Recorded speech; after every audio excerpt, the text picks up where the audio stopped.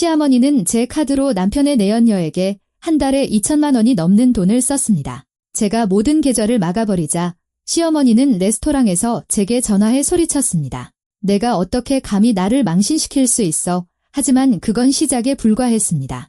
그 후 저는 그들 모두를 가루로 만들어 버렸습니다. 서연은 냄비 뚜껑을 열었고 주방에는 진한 갈비찜 향이 퍼져나갔다.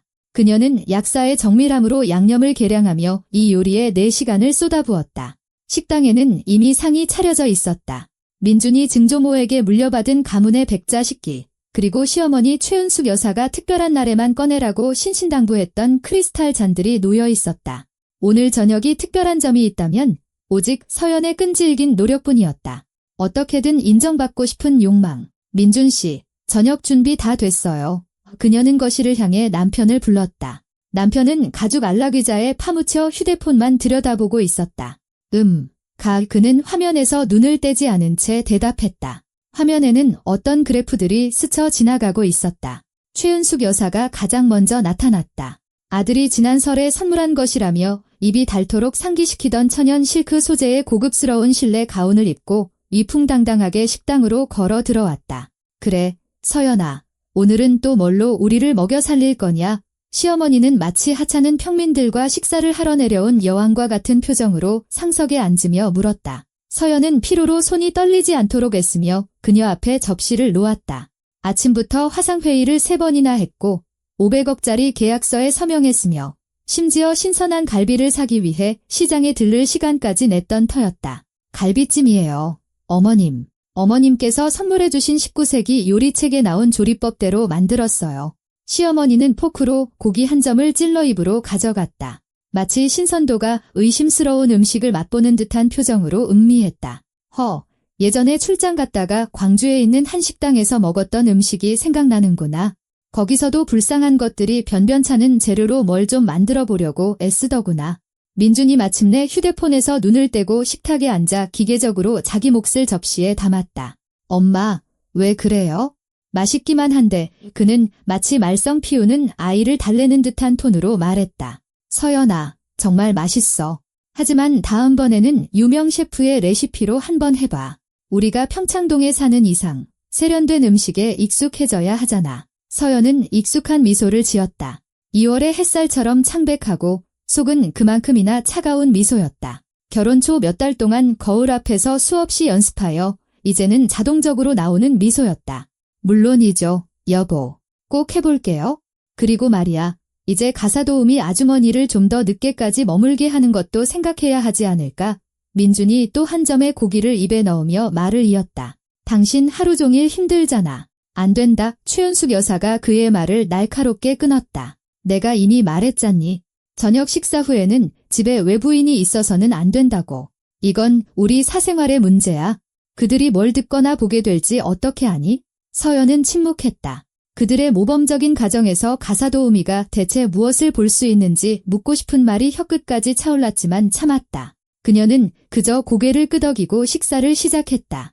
이제는 고무처럼 느껴지는 고기를 기계적으로 씹었다. 저녁 식사 후 민준이 다시 서재로 사라지고 최은숙 여사가 부유하고 아름다운 사람들의 고통을 다룬 막장 드라마를 보러 간 뒤 서연은 주방에 홀로 남았다. 강남의 작은 아파트 한 채 값과 맞먹는 값비싼 식기들이 싱크대에 쌓여 그녀의 보살핌을 기다리고 있었다. 서연은 물을 틀고 검은 창문에 비친 자신의 모습을 응시했다. 얼굴이 그녀를 질책하듯 쳐다보고 있었다. 눈가의 주름이 더 선명해졌고 계속되는 수면 부족으로 피부는 생기를 잃었다. 5조 원 가치의 회사 대표가 설거지를 하고 있네. 날카로운 생각이 스쳤다. 시어머니가 사생활을 걱정하기 때문에 그녀는 수세미를 들고 백자에 묻은 소스 자국을 닦아내기 시작했다. 사무실에서는 모두가 그녀를 두려워하고 존경했다. 이서연 대표님, 비즈니스 서신에서는 살아있는 전설이자 무에서 제국을 건설한 여성이었다. 하지만 그녀가 직접 대금을 지불한 50억짜리 이 호화로운 저택에서는 무료 한여로 전락했다. 언제까지 이걸 참아야 하지? 서연은 자신의 비친 모습에 속삭였다. 대답은 없었다. 수도꼭지에서 떨어지는 물방울만이 그녀의 자발적인 노예 생활에 초를 새고 있었다. 설거지를 마친 서연은 집에서 유일하게 자기 자신으로 있을 수 있는 공간인 서재로 향했다. 마호가니 문 뒤에는 다른 세상이 그녀를 기다리고 있었다. 최신형 모니터 세대, 250만 원짜리 인체공학적 의자, 경영과 프로그래밍 관련 서적들이 꽂힌 책장. 이곳에서 그녀는 변신했다. 어깨를 펴고 시선은 날카롭고 집중되었다. 그녀는 노트북을 열고 보고서에 몰두했다. 아시아 시장은 훌륭한 성장세를 보이고 있었다. 한국 파트너들은 최근 업데이트에 만족했고 분기 순이익은 예상치를 12%나 초과했다. 서연은 저녁 식사 때 보여주었던 그 초라한 모조품이 아닌 진짜 미소를 살짝 지었다. 시선이 개인 계좌의 재무보고서로 미끄러졌다. 모든 것과 모든 사람을 확인하는 습관은 수년간의 경험으로 길러진 것이었다. 그때 무언가 그녀의 주의를 끌었다. 최은숙 여사의 신용카드. 서연이 좋은 뜻으로 시어머니에게 만들어준 무제한 카드였는데 이상한 활동 내역을 보이고 있었다. 샤넬, 청담동 플래그십 스토어, 1,000만 원. 서연은 숫자를 자세히 들여다보며 중얼거렸다. 가방이겠지. 그녀는 내역을 계속 훑었다. 강남 청담동 럭셔리 스파, 400만 원. 강남 한정식 레스토랑, 저녁 식사에 200만 원. 이런 식의 지출이 거의 매주 있었다. 합산하면 한 달에 약 2천만 원이 넘었다. 어머니, 뭘 이렇게 흥청망청 쓰셨을까? 서연은 콧방귀를 뀌었다. 하지만 불안한 벌레가 이미 갈비뼈 아래 어딘가에서 꿈틀거리기 시작했다. 그녀는 지출 날짜를 민준의 일정과 대조해보았다. 그는 회의 일정이 겹치지 않도록 자신의 일정을 그녀의 업무용 캘린더와 동기화해 두었다. 일치했다. 남편이 야근을 하거나 고객과의 미팅으로 늦는 바로 그날, 시어머니는 미친 듯이 돈을 쓰고 있었다. 진정해, 서연아. 너무 앞서가지 마. 그녀는 스스로를 다그쳤다. 그냥 우연의 일치일 수도 있잖아. 친구분들을 만나시는 걸 수도 있고, 하지만 내면의 목소리, 비즈니스에서 단 한 번도 틀린 적이 없었던 바로 그 목소리가 속삭였다. 더 자세히 들여다봐. 넌 이미 모든 걸 보고 있잖아. 다음 주가 되자 우연의 일치가 너무 많아졌다. 민주는 휴대폰을 무음으로 해놓는 일이 잦아졌고 통화를 하러 옆방으로 나갔으며 그의 셔츠에서는 낯선 향수 냄새가 났다. 최은숙 여사의 클래식한 샤넬 넘버1은 전혀 다른 역겹도록 달콤한 최신 유행의 향수였다. 새로운 고객이라도 생겼어요. 어느 날 서연이 그의 셔츠 기대 코를 대며 물었다. 아, 응, 향수 체인 쪽 사람이야. 그쪽 쇼룸에서 만났는데 온통 이런 냄새뿐이라 머리가 다 아플 지경이었어. 민주는 손을 내저었지만 그의 눈은 잘못을 저지른 10대처럼 불안하게 흔들렸다. 서연은 더 이상 묻지 않았다. 수년간의 결혼 생활은 직접적인 질문이 남편을 더욱 폐쇄적으로 만든다는 것을 가르쳐 주었다. 하지만 의심은 눈덩이처럼 불어나고 쌓여갔다. 친구 지혜의 전화는 가장 부적절한 순간에 걸려왔다. 서연은 막 일본 투자자들과 협상을 진행 중이었다. 그녀는 양해를 구하고 회의실을 나와 전화를 받았다. 지혜야, 나 바빠. 저녁에 통화하자. 서연아, 미안한데 이거 중요해. 친구의 목소리는 마치 단어를 고르는 것처럼 망설였다. 내가 며칠 전에 엄마 선물 사러 신세계백화점 강남점에 들렀었거든. 거기서 민준 씨를 봤어. 심장이 쿵 하고 아래로 떨어졌다. 그래서 일 때문에 자주 가잖아. 서연아, 혼자가 아니었어. 내 시어머니도 같이 계셨어. 3명이서 4층 카페에 앉아서 웃고 있더라. 다른 한 명은 젊은 여자였는데 잘 보이지는 않았어. 너무 멀어서. 하지만 지혜야, 확실해. 100%는 아니야? 내가 잘못 봤을 수도 있어? 그래도 넌 알아야 할 것 같아서. 괜히 신경 쓰이게 했다면 미안해. 서연은 친구에게 고맙다고 말하고 회의실로 돌아갔지만 그녀의 생각은 분기 실적 논의와는 거리가 멀었다. 모자이크 조각들이 그녀가 필사적으로 보고 싶지 않았던 그림으로 맞춰지기 시작했다. 이틀 후 서연이 막 한국 파트너들을 위한 프레젠테이션을 훌륭하게 마치고 드문 승리의 순간을 즐기고 있을 때 휴대폰이 다시 진동했다. 지혜에게서 온 메시지 하나. 서연아, 미안하지만 이걸 봐야 할 것 같아. 글자 아래에는 사진이 있었다. 서연이 이미지를 확대하자 주변 세상이 멈춘 듯 했다. 옆 테이블에서 몰래 찍은 것이 분명한 사진에는 민준이 담겨 있었다. 그는 옆에 앉은 여자를 너무나 사랑스럽게 바라보고 있었는데 서연은 그런 눈빛을 수년 동안 본 적이 없었다. 젊고 잘 꾸며진 비싼 드레스를 입은 여자는 그의 어깨에 아양을 떨며 기대어 새로 산 샤넬백을 과시하고 있었다. 바로 그 1,000만 원짜리 가방이었다. 하지만 서연의 속을 얼음장처럼 차갑게 만든 것은 그게 아니었다. 그 커플 맞은편에는 최은숙 여사가 앉아 미소 짓고 있었다. 진심으로, 따뜻하게, 어머니처럼. 그녀의 손은 여자의 뺨으로 뻗어 헝클어진 머리카락 한 올을 정리해주고 있었다. 서연이 결혼 생활 내내 한 번도 받아보지 못한 너무나 다정하고 자상한 손길이었다. 물잔이 감각을 잃은 손가락에서 미끄러져 나가 바닥에 떨어지며 맑은 소리를 내며 깨졌다. 서연은 그 파편들을 보았고 그것이 마치 겉은 아름답지만 너무나 연약한 자신의 삶에 대한 은유처럼 느껴졌다. 그녀는 휴대폰을 들어 다시 사진을 들여다보았다. 테이블 위에는 폴 바세 카페의 디저트가 놓여 있었다. 누구라도 알아볼 수 있는 그곳의 포장. 그 미스터리한 지출 내역들이 이제 얼굴과 이름을 찾았다. 그들은 축하하고 있었다. 그녀의 등 뒤에서, 그녀의 집에서, 그녀의 돈으로 그녀의 배신을 축하하고 있었다. 서연은 울지 않았다. 눈물은 마치 몸속 어딘가에서 얼어붙어 날카로운 얼음 조각으로 변한 것 같았다. 그녀는 검은 휴대폰 화면에 비친 자신의 모습을 보았다. 창백하고 입술을 굳게 다문 채 눈빛이 꺼진 낯선 여자가 보였다. 하지만 동공 깊은 곳에서는 이미 새롭고 냉철하며 무자비한 무언가가 타오르기 시작했다. 그녀는 거의 1시간 동안 미동도 없이 앉아 고통이 자신을 통과하여 다른 무언가로 녹아내리도록 내버려 두었다. 그러고 나서 일어나 조심스럽게 유리 조각을 넘어 창가로 다가갔다. 아래에는 그녀가 엄청난 돈과 몇 달간의 계획을 쏟아부은 그녀의 자부심이자 자식과도 같은 정원이 펼쳐져 있었다. 일본 단풍나무, 고산 식물정원, 비단잉어가 있는 연못. 이 모든 것을 그녀가 진정한 집, 가족의 보금자리를 만들기 위해 창조했다.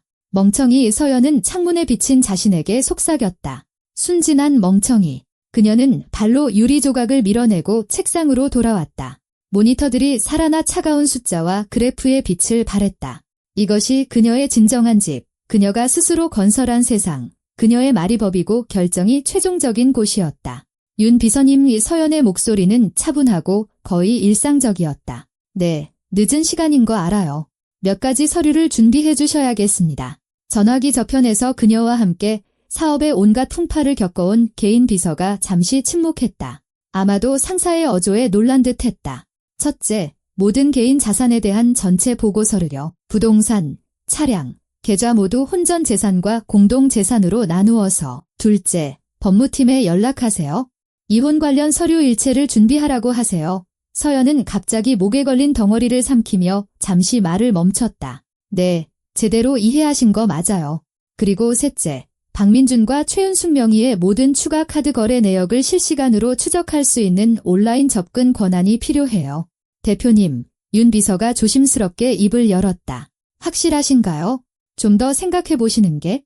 충분히 생각했어요. 서연이 잘라 말했다. 아침까지 서류 기다리겠습니다. 그녀는 전화를 끊고 책상 서랍을 열었다. 그곳에는 사무용품들 사이에 회사 창립 5주년 때 팀원들이 선물한 가죽 노트가 있었다. 서연은 그것을 꺼내 첫 페이지를 펴고 펜을 들었다. 그녀가 깔끔하고 단호한 필체로 글씨를 쓸 때 손은 떨리지 않았다. 작전명, 모든 것을 되찾는다. 아침은 쌀쌀했지만 여의도 파크원 타워 58층 대표이사실은 열대지방처럼 따뜻했다. 서연은 250만 원짜리 의자에 앉아 직접 내린 에티오피아산 커피를 마시고 있었다. 이것은 그녀가 포기할 생각이 없는 지난 삶에서 가져온 유일한 습관이었다. 거대한 창문 너머로는 아침 스모그에 쌓인 서울이 펼쳐져 있었고 저 멀리 평창동 어딘가에서는 그녀의 남편과 시어머니가 그들의 세상이 이미 무너지기 시작했다는 사실도 모른 채 실크 침대 시트 속에서 막 잠을 깨고 있을 터였다. 대표님 윤 비서가 두툼한 서류 폴더를 손에 들고 문을 노크했다. 요청하신 서류 모두 준비되었습니다. 좋아요. 앉으세요. 서연은 손짓으로 맞은편 의자를 가리켰다. 카드건은 어떻게 됐죠? 신한은행 담당자가 대기 중입니다. 모든 추가 카드 정지를 위해 대표님의 개인 확인이 필요하다고 합니다. 서연은 수화기를 들어 스피커폰을 켰다. 윤 비서도 대화를 들을 수 있도록. 이런 일에서는 증인이 많을수록 좋았다. 여보세요. 김 부장님. 네, 이서연입니다. 제 계좌에 연결된 모든 카드를 즉시 정지해 주십시오. 제 주 카드를 제외하고요. 네, 박민준 씨와 최은숙 여사 명의의 카드도 포함해서요. 사유는 의심스러운 활동으로 인한 보안 문제. 아니요, 재발급 계획은 없습니다. 감사합니다. 그녀는 수화기를 내려놓고 의자에 등을 기댔다. 컴퓨터 화면에서 활성 상태를 나타내던 녹색 표시들이 하나둘씩 빨간 십자가로 바뀌는 것을 지켜보았다. 첫 수는 두었군의 서연은 비서보다는 자기 자신에게 더 가까운 목소리로 중얼거렸다. 대표님, 윤 비서가 조심스럽게 말을 꺼냈다. 정말 괜찮으시겠어요? 이건 너무 극단적인 조치인데요. 윤 비서님이라면 제 입장에서 어떻게 하셨겠어요? 서연은 비서가 시어머니의 카드 명세서를 볼 수 있도록 모니터를 돌렸다. 내 돈으로 내 남편의 내연녀에게 한 달에 2천만 원씩. 윤 비서는 프로답지 못했지만 진심으로 휘파람을 불었다. 맨손으로 목을 졸랐을 겁니다. 그녀가 솔직하게 인정했다. 보세요. 저는 겨우 카드만 정지시켰을 뿐이에요. 제가 인도주의를 발휘하고 있다고 생각하세요? 바로 그 시각, 강남 청담동의 한 럭셔리 스파에서 최은숙 여사는 금실 리프팅 시술을 받으며 즐거운 시간을 보내고 있었다. 옆에서는 한유라가 다이아몬드가 박힌 네일 아트를 준비하며 그녀가 가장 좋아하는 핑크색 가운을 입고 자리를 잡았다. 어머님, 저희 결혼식에 대해서는 생각해 보셨어요? 유라가 잘 관리된 손가락을 네일리스트에게 내밀며 애교 섞인 목소리로 물었다. 제 말은 민준 오빠랑 저 이제 슬슬 공식적으로 관계를 정리해야 할 때가 된 것 같아요. 생각했지, 얘야. 물론이고 말고 최은숙 여사는 행복에 겨워 눈을 감았다. 민준이가 그 여자랑 이혼하자마자 바로 준비 시작할 거야? 우리가 강남에서 어떤 결혼식을 올릴지 상상이나 되니? 아니, 이탈리아 코모 호수에서 하는 게 더 좋겠다. 와, 정말 환상적일 거예요. 유라는 손뼉을 치다가 하마터면 매니큐어를 망칠 뻔했다. 드레스는 이미 봐둔 게 있어요. 베라왕 제품인데 3,500만 원 정도 해요. 문제 없어, 아가. 내 미래의 며느리를 위해서는 뭐든지 최고여야지. 시술이 끝난 후 두 여인은 그들이 가장 좋아하는 수다와 샴페인의 장소인 강남의 한 고급 레스토랑으로 향했다. 유라는 언제나처럼 주문에 거리낌이 없었다. 동해산 대게, 흑어알, 굴, 그리고 물론 돔 페리뇽 로제. 여자애들한테 딱 딜하는 게 그녀의 표현이었다. 우리의 우정을 위하여 최은숙 여사가 잔을 들며 건배를 제의했다. 그리고 어떤 사람들은 자기 분수를 알게 되기를 바라며 그들은 잔을 비웠고 유라는 즉시 인스타그램에 올릴 사진을 찍기 위해 휴대폰을 꺼내 들었다. 모두가 그녀의 호화로운 삶을 부러워하게 만들고 싶었다. 점심 식사는 최신 가십을 나누며 흘러갔다. 누가 누구와 이혼했는지, 누가 새 빌라를 샀는지, 누구의 애인이 30살이나 어린지 등 180만 원이 조금 넘는 계산서가 나왔을 때 최은숙 여사는 금액을 쳐다보지도 않고 무심하게 자신의 블랙카드를 트레이에 던졌다. 5분 후 웨이터가 당황한 표정으로 돌아왔다. 죄송합니다, 부인. 하지만 카드가 승인되지 않습니다. 혹시 단말기 문제일까요? 승인이 안 된다니 무슨 소리야? 최은숙 여사는 미간을 찌푸렸다. 젊은이, 다시 한번 해봐요. 웨이터는 갔다가 같은 결과와 함께 돌아왔다. 주변 테이블에서 힐끔거리기 시작했다. 이런 곳에서는 모두가 서로를 알았고 재정 문제에 대한 소문은 애인에 대한 가십보다 빨리 퍼져나갔다. 플래티넘 카드로 해봐요. 최은숙 여사는 가방을 뒤졌다. 자, 이걸로 해보세요. 또다시 거절당했다. 직불카드도 마찬가지였다. 최은숙 여사의 얼굴은 피부 아래의 금실과 대조적으로 불건강한 자줏빛을 띠기 시작했다. 이건 뭔가 착오가 있는 거야. 그녀는 휴대폰을 잡고 서연에게 전화를 걸었다. 이 계집애는 꼭 필요할 때 없단 말이야. 여보세요. 서연의 목소리는 마치 잠에서 막 깬 사람처럼 졸음이 섞여 있었다. 서연아, 카드에 무슨 일이 생긴 거니? 내가 지금 레스토랑에 있는데 카드란 카드는 하나도 안 먹히잖니. 어머님, 무슨 일이세요? 혹시 한도를 초과하셨나요? 무슨 한도? 내가 내 카드를 막은 거니? 어머님 카드요. 서연의 목소리에는 의아함이 묻어났다. 하지만 그건 제 카드잖아요. 편의를 위해 어머님 이름으로 발급해드린 것뿐이에요. 아마 은행에서 뭔가 착오가 있었나 봐요. 1시간쯤 뒤에 다시 해보세요. 1시간 뒤. 너 지금 내가 사람들 앞에서 망신당했다는 걸 알고나 하는 소리니? 어떻게 내가 감히. 최 여사님, 저 지금 회의 시작해야 해서요. 저녁에 얘기하시죠.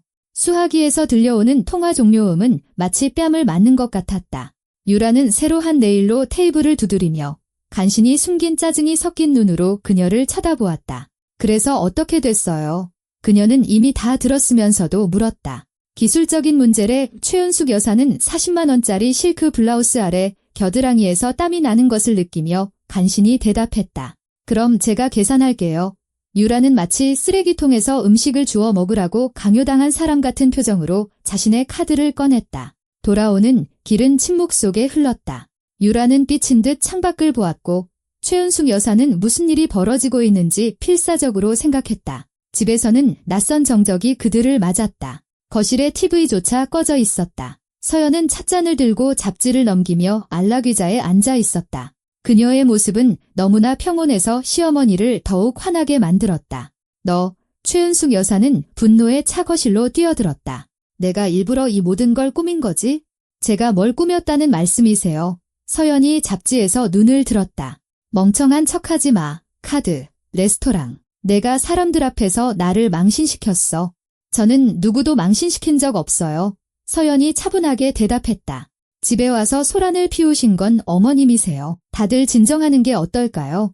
유라가 마치 집주인인 양소파에 앉으며 끼어들었다. 서연 씨, 그냥 제때 청구서만 잘 내면 이런 불미스러운 일은 없을 거예요. 서연은 천천히 남편의 내연녀에게 시선을 돌렸고 그녀의 눈에는 위험한 빛이 번뜩였다. 실례지만 당신이 누군데 내 집에서 나에게 조언을 하는 거죠? 누구냐니요? 저는 민준 오빠의 약혼녀예요. 약혼녀라. 서연은 비웃었다. 재미있네요. 민준 씨는 자기가 약혼녀가 생겼다는 걸 알고는 있나요? 제가 알기로는 그는 여전히 유부남이거든요. 저와요. 오래가진 않을 거요. 유라가 쏘아붙였다. 그럴지도 모르죠. 하지만 지금 당장은 당신은 그냥 내연녀일 뿐이고 내가 당신을 우리 집에 초대한 기억은 없네요. 이건 내 집이 아니야. 최은숙 여사가 소리쳤다. 내 아들 집이라고. 그 순간 소란을 듣고 민준이 거실로 들어왔다.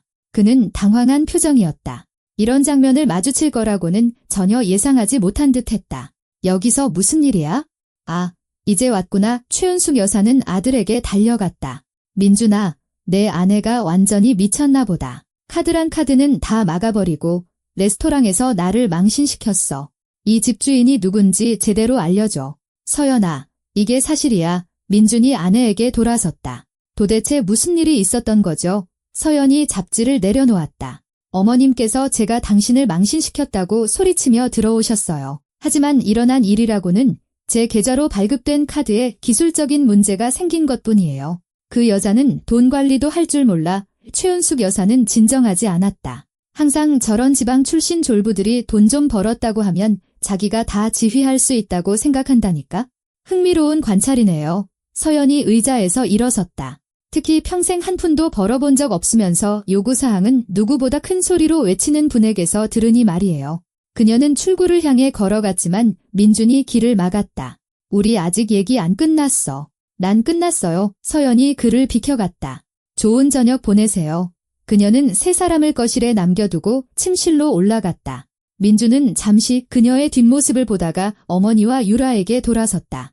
엄마, 혹시 너무 심하셨던 거 아니에요? 서연이 요즘 일 때문에 많이 힘들어요. 그 여자 편들지 마. 최은숙 여사가 발을 굴렀다. 자기 분수를 알아야지. 광주에서 올라온 것만으로도 감지덕지해야 할 판에 어디서 감히 기어올라. 민주는 한숨을 쉬고 아내를 따라갔다. 그는 침실에서 아내를 찾았다. 서연은 마치 아무 일도 없었다는 듯이 서랍장에서 잠옷을 고르고 있었다. 서연아, 우리 얘기 좀 해. 무슨 얘기요? 그녀는 돌아보지도 않았다. 내가 아래층에서 벌인 일에 대해서. 그건 우리 엄마에 대한 무례야? 무례라고요. 서연이 잠옷을 내려놓고 남편을 향해 돌아섰다. 그럼 당신 어머니가 내 집에서 나를 지방 출신 졸부라고 부르는 건 뭔데요?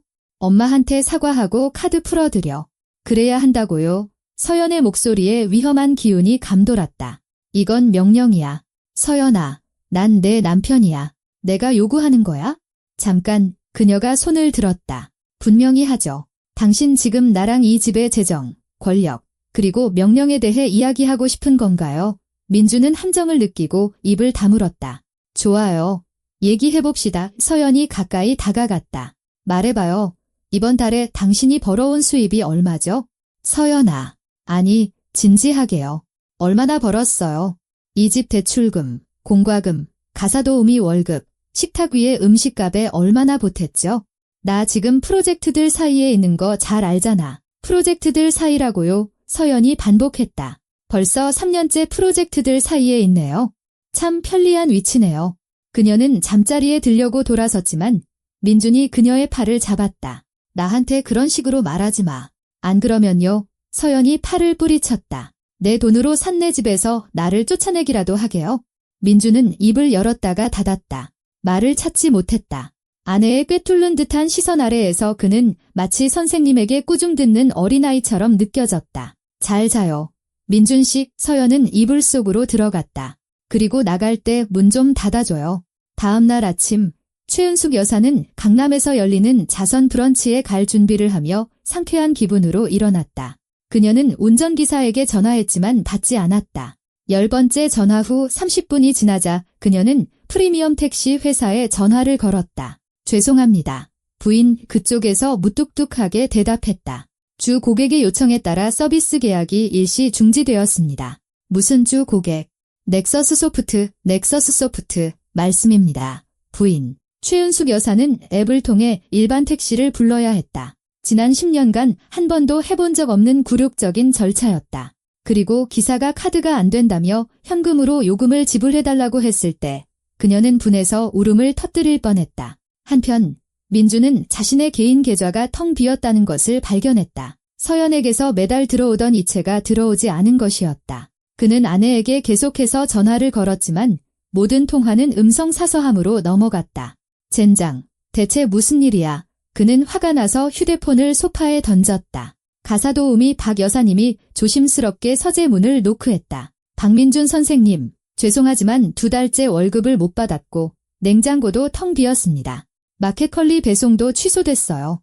계좌가 미납 상태라고 하더군요. 집에 현금이라도 있나요? 금고에 있었는데 어제 이서연 대표님이 다 가져가셨어요. 저녁이 되자 집은 혼란에 빠졌다. 인터넷은 너무 느려서 동영상 하나 제대로 볼 수 없었다. 위성TV는 잔액을 충전하라는 친절한 메시지와 함께 끊겼다. 심지어 정수기 필터까지 교체를 요구하며 삐걱거렸다. 서연은 유령처럼 집에 나타났다. 이른 아침에 나가 늦은 저녁에 돌아와 서재나 침실에 틀어박혔다. 대화를 시도하려는 모든 노력에 한 단어로 대답하거나 아예 무시했다. 유라에게 상황은 점점 심각해지고 있었다. 민주는 평소처럼 선물이나 꽃다발 없이 빈손으로 그녀를 찾아왔다. 오빠, 무슨 일이야? 그녀는 자신의 오피스텔에서 그를 맞았다. 참고로 그곳 역시 서연이 유령 회사를 통해 월세를 내주고 있었다. 나 밍글스에 저녁 먹으러 데려가 준다고 약속했잖아. 유라야, 내가 지금 일시적인 어려움이 있어서. 일시적이라고. 그녀는 팔짱을 꼈다. 오빠 벤츠는 어디 갔어?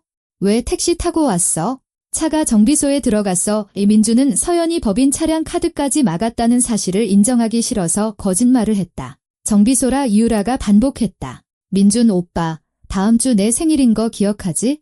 약속했던 거. 물론 기억하지. 에르메스 버킨백, 검은색의 금장 하도요. 청담동 부티크에 있는 거 확인했어. 1억 3천만 원밖에 안 해. 1억. 유라야, 혹시 좀 더 저렴한 건 어떨까?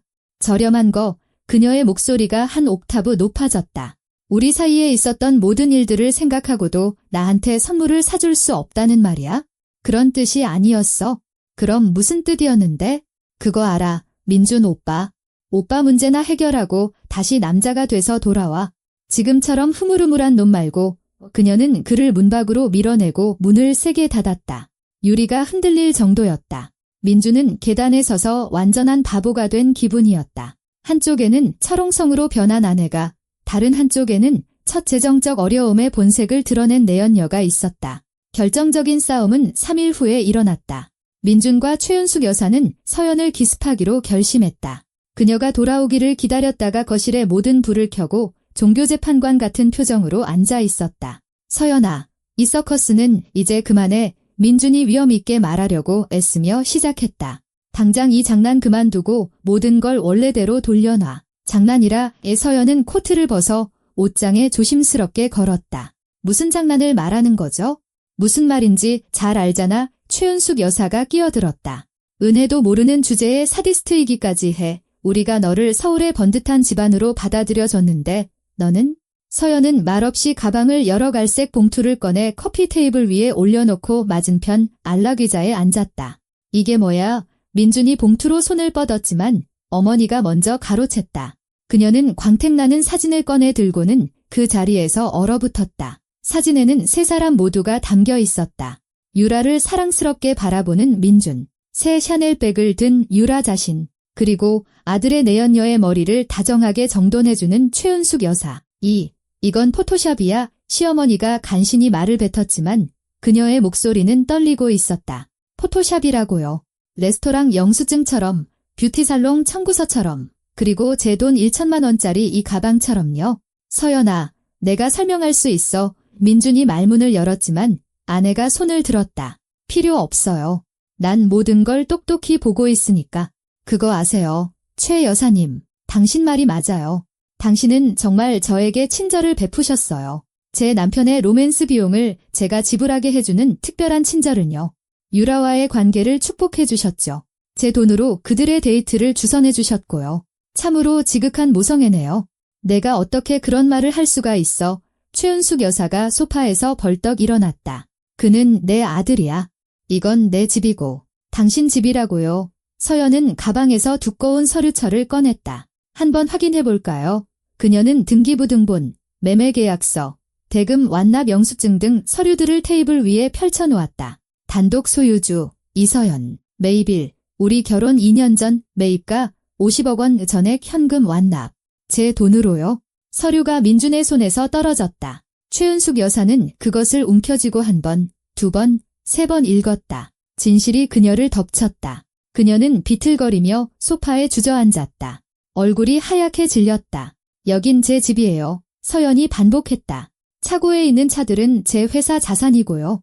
가구, 식기, 심지어 어제 저녁 식사 때 쓰신 그릇까지 전부 제 돈으로 산 거예요. 그러니 만약 누군가 여기서 나가야 한다면 그게 과연 누구일까요? 거실의 침묵은 너무나 짙어서 마치 설날상에 오르는 묵처럼 칼로 자를 수 있을 것만 같았다. 최은숙 여사는 여전히 떨리는 손가락으로 서류를 움켜쥐고 있었다. 마치 종이 위의 글자들이 마법처럼 그녀의 상처 입은 자존심에 더 듣기 좋은 다른 단어들로 재배열되기를 바라는 것 같았다. 민준아, 저 여자한테 말해. 시어머니의 목소리가 비명으로 갈라져 저택의 벽에 메아리 쳤다. 저 사기꾼한테 권리가 없다고 말하라고. 여긴 우리 집이야. 하지만 민준은 침묵했다. 그는 2억 원짜리 페르시아 카페트 위, 크리스탈 샹들리에의 그림자가 드리워진 바닥을 응시했다. 그 그림자는 자신의 삶에 대한 모든 관념처럼 부서지고 왜곡되어 있었다. 이틀 후 평창동 저택의 분위기는 함락 직전에 포위된 요새를 연상케 했다. 민준은 서재에 앉아 어떻게든 돈을 구하기 위해 필사적으로 지인들에게 전화를 돌렸지만 모든 대화는 정중한 거절과 다시 전화하겠다는 막연한 약속으로 똑같이 끝났다. 최은숙 여사는 마치 상처 입은 아모랑이처럼 방들을 오갔다. 계속해서 휴대폰을 집어들었지만 자존심 때문에 친구들에게 자신의 굴욕적인 상황을 고백할 수 없었다. 사흘째 되던 날 아침, 서연에게서 총알처럼 짧은 메시지가 왔다. 서울시티, 파크원 타워, 58층. 혼자 와, 모든 걸 끝내자. 민준은 몇 년 만에 처음으로 지하철을 탔다. 출근 시간의 인파 속에서 종이컵 커피를 든 졸린 얼굴의 직장인들과 부대꼈다. 타워 입구에서 그는 멈춰섰다. 고개를 들자 유리로 된 거대한 건물이 잿빛 서울 하늘 속으로 사라지며 낮은 구름 사이 어딘가에서 자취를 감추고 있었다. 광택나는 검은 화강암으로 된 로비에서 젊은 안내원이 그를 맞았다. 그녀는 서연의 이름을 듣자마자 능숙한 미소를 지으며 그를 직접 VIP 엘리베이터로 안내했다. 육중한 마호가니 문 뒤로 숨막히는 사무실이 펼쳐졌다. 벽 전체를 차지하는 거대한 창문은 새의 시선에서 바라본 서울의 전경을 보여주었다. 당구대 크기의 검은 유리 책상 뒤에 서연이 앉아 있었다. 하지만 그녀는 더 이상 그가 알던 여자가 아니었다. 깔끔한 이탈리안 정장을 입고 숍에서 막 관리받은 듯한 헤어스타일에 권위적인 눈빛을 한 그녀는 바로 그녀 자신, 즉 국제적인 기업의 대표이사 그 자체로 보였다.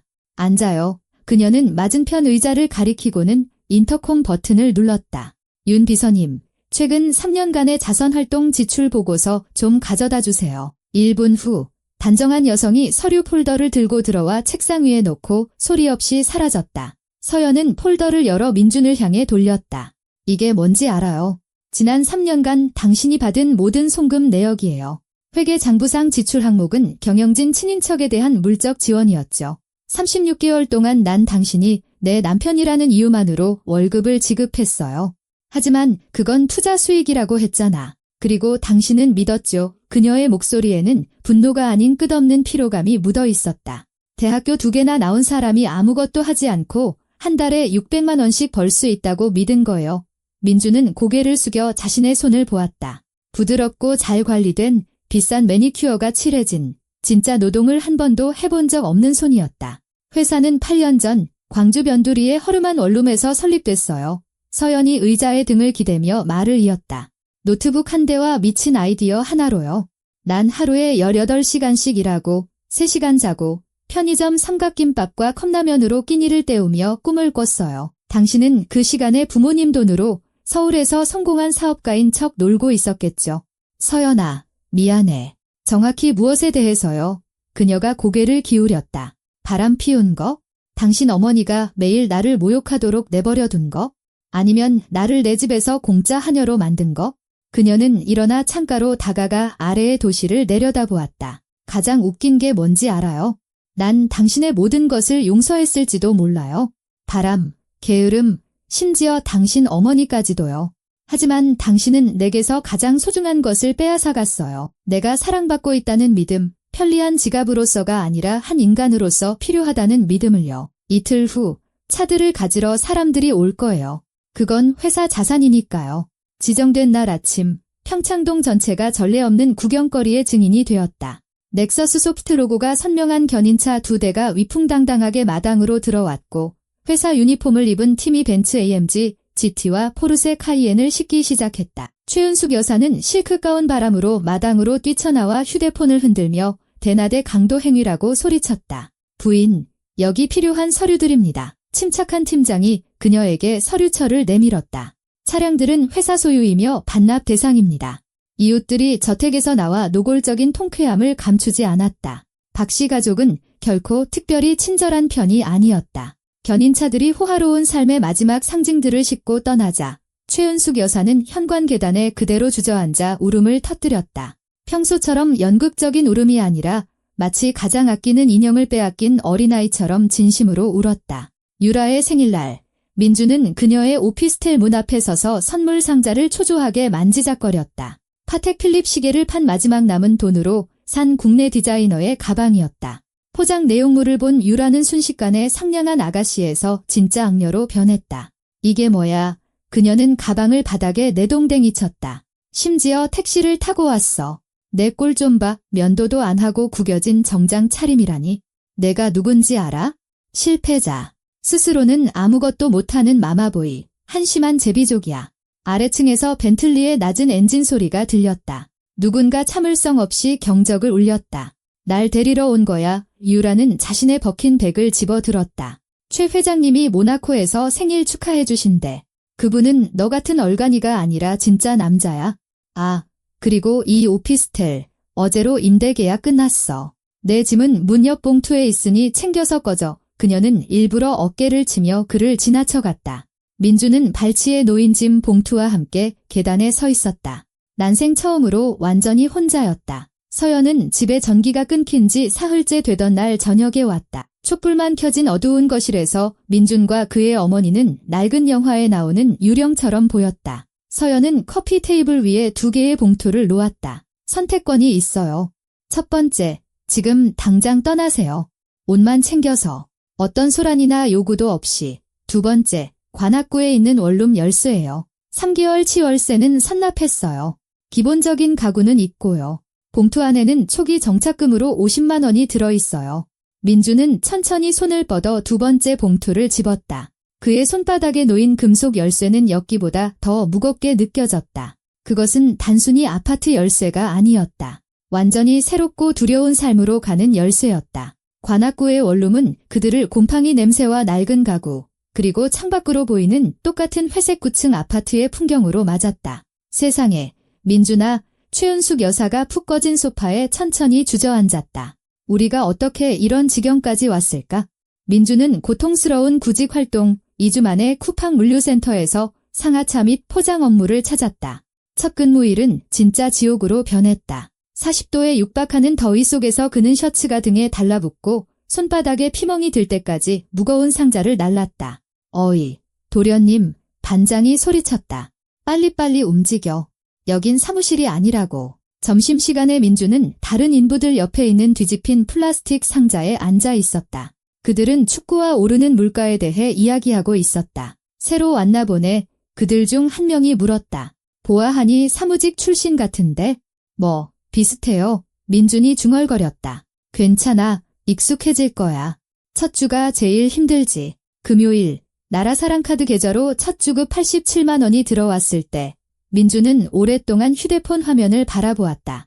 예전에는 괜찮은 레스토랑에서 저녁 한 끼 먹기에도 부족했던 이 금액이 이제는 전 재산처럼 느껴졌다. 자신의 땀과 피로 번 돈이었기 때문이다. 저녁에 그는 말없이 월급 전부를 어머니에게 드렸다. 여기요, 엄마. 식비랑 공과금에 보태세요. 최은숙 여사는 떨리는 손으로 돈을 받았다. 햇볕에 그을리고 굳은 살이 박인 손을 가졌지만 허리는 곧게 편 아들을 바라보았다. 그리고 몇 년 만에 처음으로 어떤 연극적인 요소도 없이 진심으로 그를 껴안았다. 한 달 후, 그녀는 용기를 내어 지하철을 타고 여의도로 향했다. 땀과 값싼 향수 냄새가 뒤섞인 덥고 붐비는 지하철이었다. 회의실에서 들어오는 서연을 보자마자 최은숙 여사는 참지 못하고 무릎을 꿇고 울음을 터뜨렸다. 서연아, 용서해다오. 이 늙은이를 용서해줘. 나는 내가 너의 성공이 부러웠다. 내 아들이 내 옆에서는 아무것도 아니라는 걸 알았고 그게 나를 죽이고 있었어. 그래서 그 애가 그 계집애랑 바람 피우는 걸 지지했던 거야? 적어도 그 애랑 있으면 내 아들이 남자인 것처럼 느낄 수 있을 거라고 생각했지. 일어나세요. 서연의 목소리는 얼어붙은 호수 표면처럼 차분했다. 무릎 꿇는다고 아무것도 바뀌지 않아요. 이게 벌이라고 생각하세요? 아니요. 이건 당신이 20년 전에 배웠어야 할 교훈이에요. 1년 후, 서연은 같은 물류센터 식당에서 민준을 찾았다. 햇볕에 그을리고 어깨가 넓어졌으며 손에는 굳은 살이 박여 있었다. 그녀는 플라스틱 테이블 위에 서류철을 놓았다. 이혼 서류예요. 모든 건 공정하게. 재산은 제 것으로 남아요. 우리에겐 공동재산이라는 게 애초에 없었으니까요. 아무 이해 없이 서명할게. 그가 포크를 내려놓았다. 있잖아, 서연아. 나 이 1년 동안 많은 걸 깨달았어. 가장 중요한 건 지난 삶에서 내 것이라고 할 만한 건 아무것도 없었다는 거야. 용서를 바라는 게 아니라 그냥 내가 알아줬으면 해서 사과하고 싶어. 난 형편없는 남편이었고 더 형편없는 인간이었어. 난 오래전에 용서했어요. 그녀는 서명된 서류를 챙겼다. 그리고 나 자신도 용서했고요. 이 모든 걸 허락했던 나를요. 참고 스스로 황금 세장 속에 갇혔던 나를요. 또 1년이 흘렀다. 서울 외곽 순환고속도로 근처의 낡은 다세대 주택의 비좁은 주방에서 최은숙 여사는 또 다른 걸작을 만들고 있었다. 그녀는 동네에서 근숙인의 마법 케이크로 유명한 제빵사가 되어 있었다. 2년간의 육체노동으로 몰라보게 변한 민주는 배달을 도왔다. 그들은 소박하게 살고 작은 것에 기뻐하며 한 푼 한 푼을 소중히 여기는 법을 배웠다. 가난은 부가 가르쳐주지 못한 교훈을 그들에게 가르쳐 주었다. 서로를 소중히 여기고 진정한 가족이 되는 법을 말이다. 같은 시각 넥서스 소프트 서울 사무실에서 서연은 100층 창가에 서서 메가폴리스의 야경을 감상하고 있었다. 삼성과의 계약이 성사되었다. 회사의 가치는 이제 100조 원이 넘었다. 휴대폰이 멜로디와 함께 울렸다. 토요일 저녁 모임에 대한 지혜의 메시지였다. 서연은 진심으로 미소 지었다. 그녀에게는 그녀의 수십억 자산에 무관심한 진정한 친구들이 생겼다. 그녀는 더 이상 박민준의 아내도 최은숙 여사의 며느리도 아니었다. 그녀는 그저 이서연이 되었다. 제국을 건설하고 배신을 겪고 마치 오랜 감금 끝에 날개를 편 새처럼 다시 태어난 여자. 창밖 건너편 고층 빌딩에 삼성의 네온 사인이 번쩍였고 저기 수백만 개의 기기 속 어딘가에서 그녀의 창조물이 작동하고 있었다. 황금 세장은 영원히 파괴되었고 앞에는 자유로운 비행을 위한 무한한 하늘이 펼쳐져 있었다.